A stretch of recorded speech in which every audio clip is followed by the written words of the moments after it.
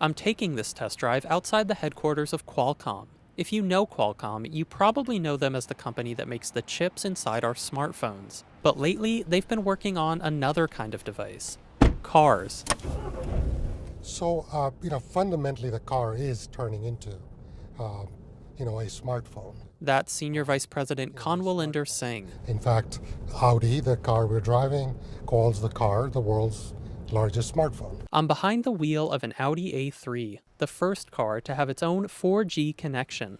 It has internet radio, more detailed Google Maps, Netflix streaming for the kids in the back seat.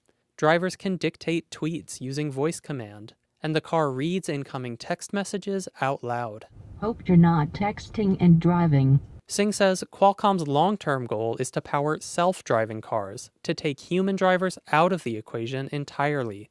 But that's a long way off. For now, they're tricking out cars with the kinds of features we've come to expect on our phones. And if this all sounds terribly distracting for the driver, Singh says it's just the opposite.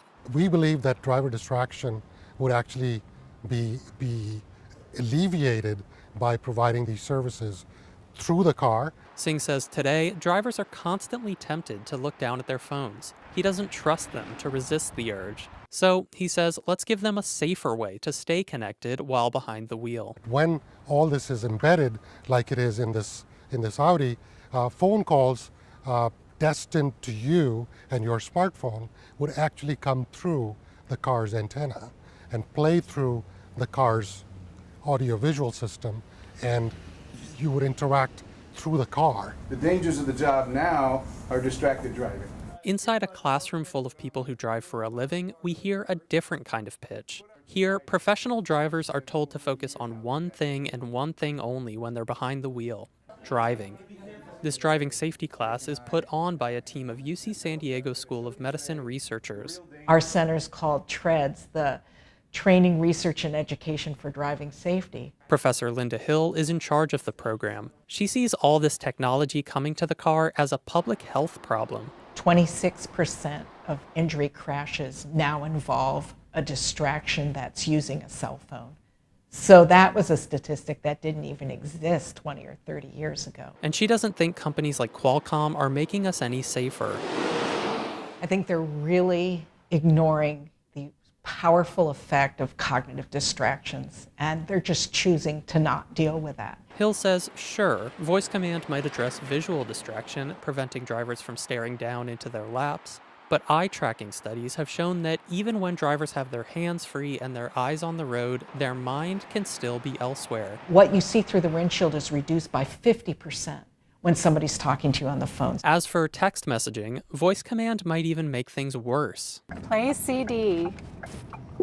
Tuning to AM 850. Oh, heavens. And a recent study looking at that found that the voice to text increased driving errors more on a closed driving course than text to text did, shockingly. Hill says the research shows there is no truly safe way to stay connected while driving. The approach she favors is abstinence only. Using a handheld cell phone while driving has been illegal in California for 6 years, but a recent study found no evidence that the law reduced accidents. Many experts think drivers just went on using phones despite the ban. Hill's own data reveals that 90% of college students admit to using phones while driving. Qualcomm's Kanwalinder Singh says that's exactly why we need to reinvent how drivers get access to the information locked up in their phones. Today, consumers are basically interacting with their smartphones while driving.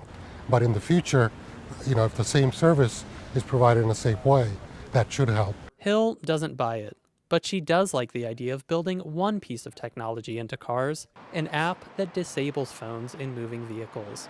David Wagner, KPBS News.